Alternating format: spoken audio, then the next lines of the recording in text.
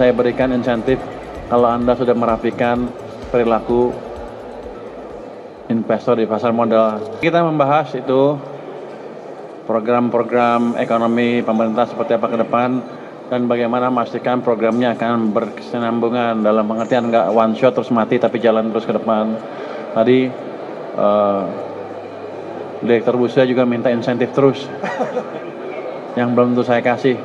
Jadi saya bilang akan saya berikan insentif kalau Anda sudah merapikan perilaku investor di pasar modal. Artinya yang goreng-gorengan dikendalikan sama dia lah. Supaya investor kecil terlindungin. Baru saya pikir insentifnya. Kira-kira gitu ya. Sekarang belum, dia minta macam-macam. Apa tadi minta apa ya? Pajak. Tapi saya bilang begini.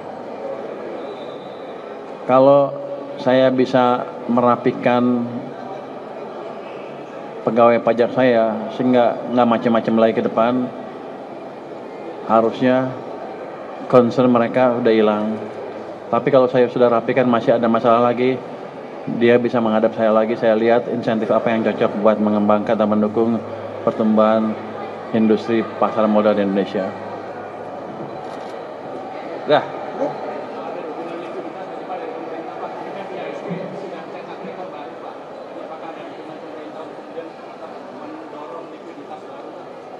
Mbak, tujuan kami bukan untuk mendorong pasar modal, tapi mendorong perekonomian.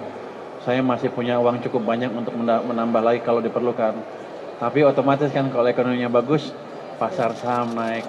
Jadi pergerakan di pasar saham menggambarkan ekspektasi investor untuk kedepannya kita seperti apa.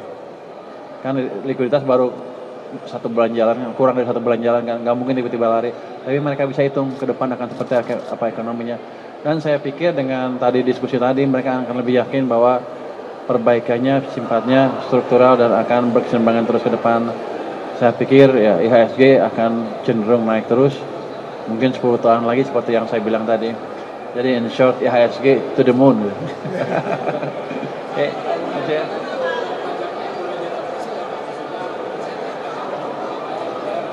enggak, dia minta insentif. Saya bilang belum saya kasih sebelum dia rapikan kondisi pasar modal kita, di mana banyak yang goreng-goreng tapi santai aja, masih lenggang kangkung.